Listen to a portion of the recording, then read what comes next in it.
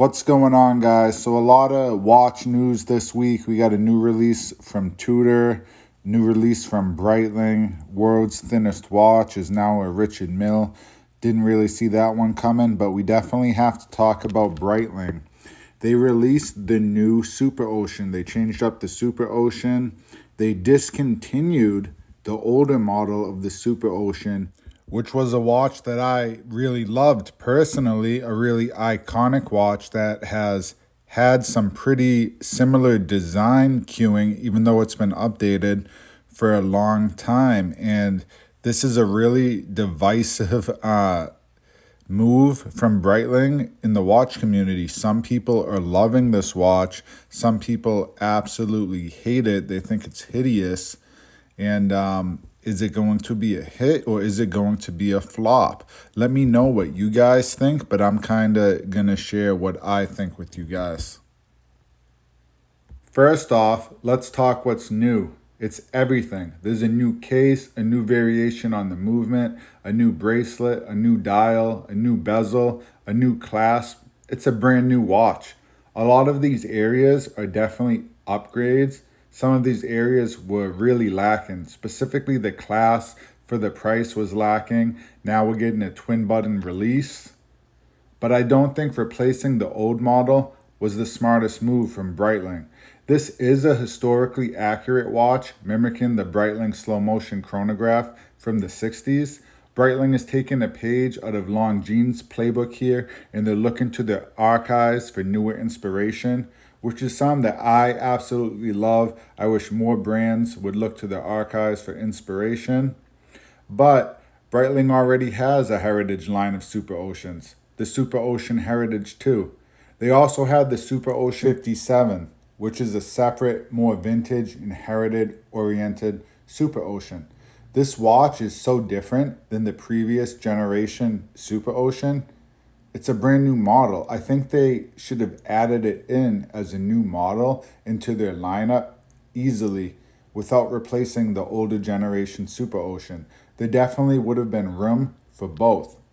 Just like the previous generation watch, this watch is coming in at 42, 44, and 46 millimeters. But I don't believe that all the color options and combinations are available in all the sizes because there's a lot of dial variations here. You can get it in stainless steel, you can get it in bronze, and you can get it in gold. I could be wrong though. We no longer have the older 12, 9, and 6 layout of the previous generation Superocean. But what we do have here, or I should say what we don't have here, is a date wheel. This is a no-date watch. So it is a more faithful tool watch, which is something that I like personally, and I know a lot of you guys are going to like too. The dials are pretty all over the place for this one. Like I said, guys, you have orange, you have green, you have light blue, which is definitely inspired, to say the least, by the Rolex Tiffany height. You have white and you have black. The most notable and eye-catching aspect of this watch for me and for a lot of you guys is going to be the very visible and high contrast index track or chapter ring, which makes the dial look really small by default. It's definitely different, but again, not everyone's going to like it. What this large chapter ring also does is it makes the bezel seem very small in comparison. We are getting a sapphire bezel now, which is nice, and it's a long overdue upgrade for the line. But I kind of like the steel bezel on the older models because it was different, it was more rugged looking, and it was uniquely Breitling. You didn't really see it anyplace else. With the sapphire bezel, we are getting improved scratch resistance, but this is kind of canceled out because the bracelet is no longer totally brushed like a tool watch should be. We're getting polished center links. They look nice and shiny now, and if you're not beating this watch up too bad, then it's probably not a problem. But if this is truly your activity watch, as it's marketed as from Breitling, they might not be too shiny for too long.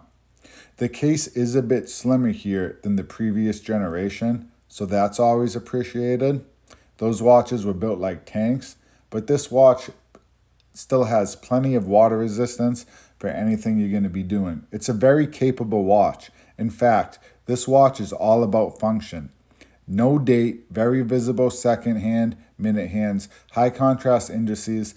This watch is all about knowing the minutes. When you're underwater, that's really what's important.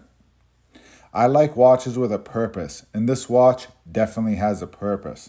The most popular dial by far is probably going to be the turquoise, but to be honest with you guys, I'm really not feeling it.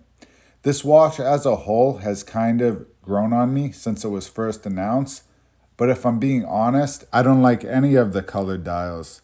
It just seems off to me, something about them. I am a fan, however, of the black. Right away, the black to me just looked more cohesive, more together, and more right. It looks like the more historically accurate watch as well because it looks just like the slow motion watch from the 60s. You guys let me know. I really want to hear from you. Is this watch going to be a big hit? Is it going to be a total flop? Or in the years to come, is it kind of just going to sit somewhere in the middle? I'm not sure yet. Like I said, I do like the black. I would pick up this watch for myself. I've always wanted to own one Breitling, one Omega, and one Rolex. Right now I'm missing a Breitling, so I don't know, guys. Maybe I'll pick this one up, but like I said, I'm not a big fan of the other colors of this watch.